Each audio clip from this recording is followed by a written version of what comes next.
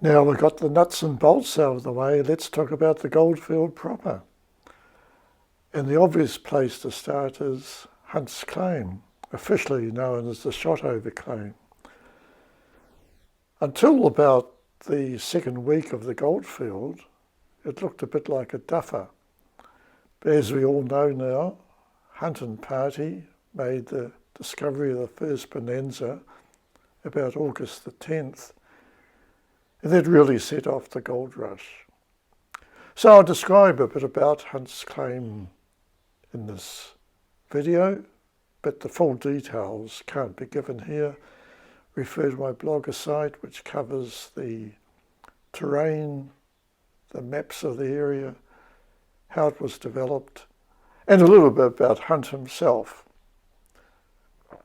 So here we'll first of all look at where the claim was. It was the northern end of Thames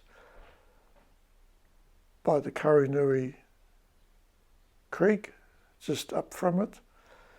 Here's an early photo taken by Bartlett about the second week after Hunt Party discovered the gold behind the waterfall. You can see people camped down at the outlet of the stream. Here, for comparison, is a Google shot of roughly the same area, obviously very different today. If you proceed up the valley, only a few hundred metres, you get to the claim site. There's no waterfall anymore. In fact, there's no water. There's no cliff. The whole thing was dug away. This photo shows roughly what the valley would have been like when Hunt and Company went up there. A cliff and a waterfall right across the valley. Bartlett went up there in that second week and took a photo of men against the waterfall. Here you can see it, perhaps 20 or 30 feet high. In subsequent months, this was quarried away. In fact, just dug out rather than a mine, just a quarry.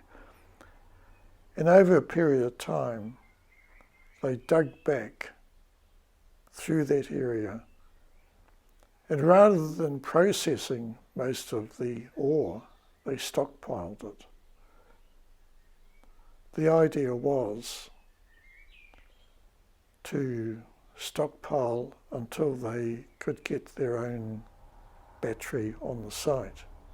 When you think about it, having ore that's so rich in itself creates a problem. Just a few bits of it were worth a fortune. It became a bit of a security issue. What do you do? Do you take it off site or guard it? A bit of a interesting problem to have. Anyway, as we all know, over a period of some years, the rich ore in the claim was processed. A small amount was processed off-site for working expenses. In fact, it made them quite rich. But after 4 years or so, when they finally sold out, they were incredibly rich miners, probably worth some millions of dollars each in today's terms. The people who followed them expected they would get somewhat rich pickings from what was left, but nobody really did on the Shotover claim itself. Hunt and Party had mined just about all of it out. The claims above and to the south were somewhat profitable. Those to the north never did very well. As you can see from these photos, the valley in this area was progressively dug out in the areas above were sent down by chutes and tracks to the left-hand side to the coronary battery at the foot of the valley. We'll come back to that later. The only person who did reasonably out of the Shotover claim itself, the area of the Shotover claim, was Peter Hansen, who surface mined more of it and processed a very large amount of ore of moderate quality down at his improved battery on the flat. We'll come back to where that was later.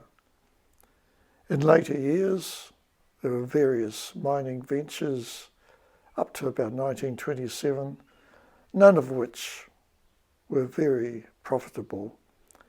And after that, the whole valley basically reverted to bush and regrowth, with only two families living up there after 1920.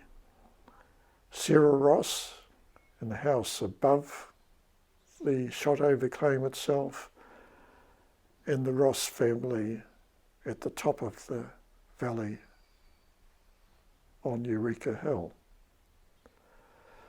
So that is a very quick run through the site, far more detail on the blogger site. What do we do to commemorate it? The most historic site for mining in Thames, the site that started everything off? Well, disappointingly, very little. There's a few signs at the bottom.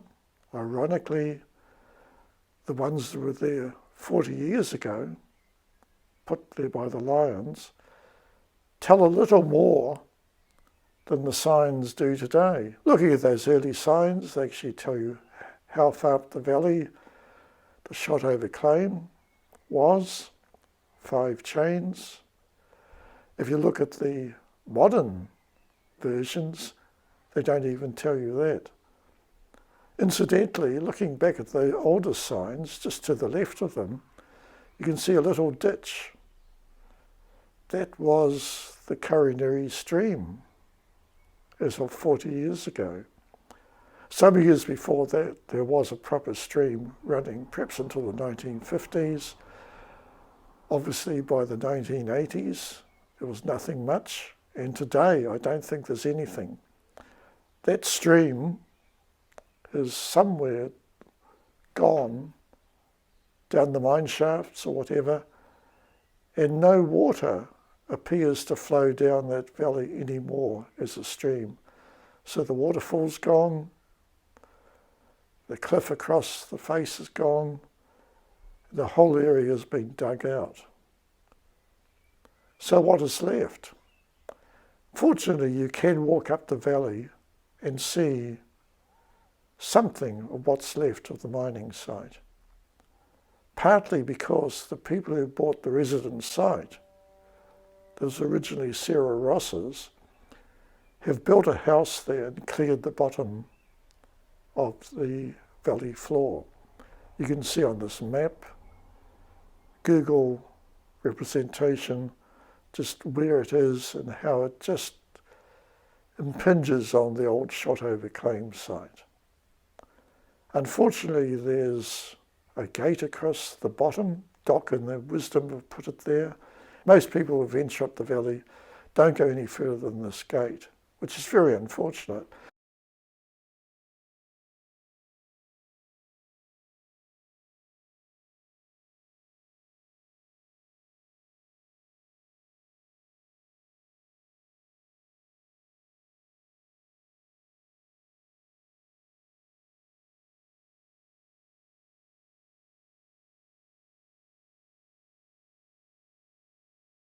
So what can we do?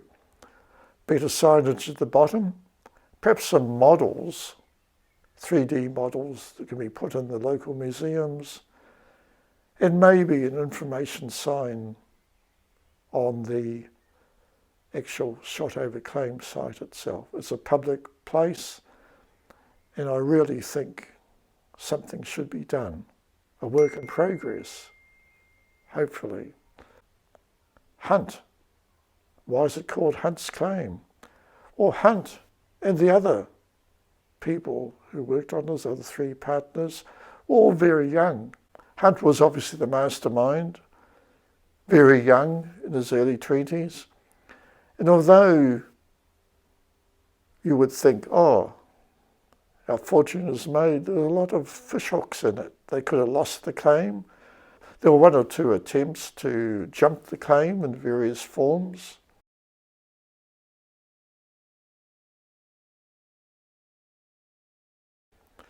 They persisted. They looked after their rich ore. They put their own battery up. And they all exited with a large amount of money in the early 1870s.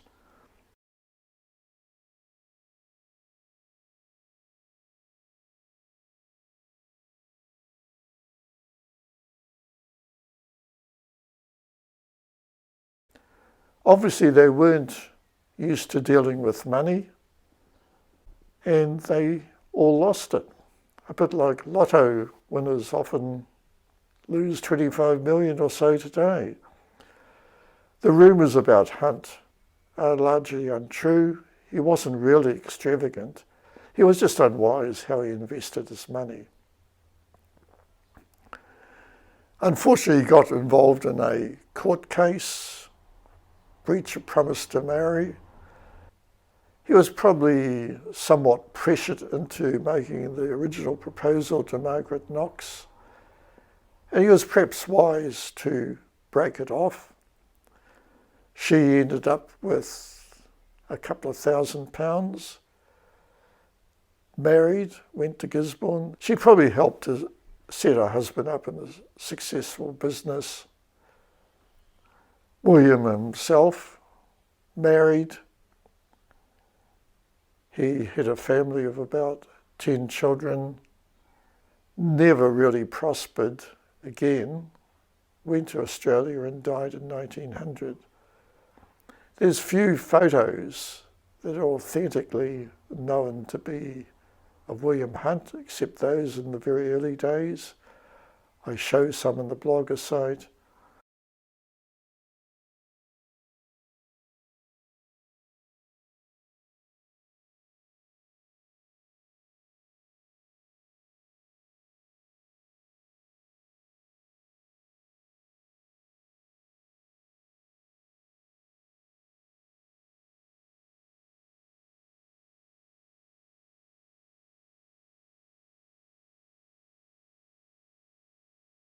And I show what I think could be a photo taken by Bartlett of him and Margaret Knox. It appeared in the court case. I'm not completely sure of this. Full details you can see on the blogger site. So that's a very quick run through, and thank you.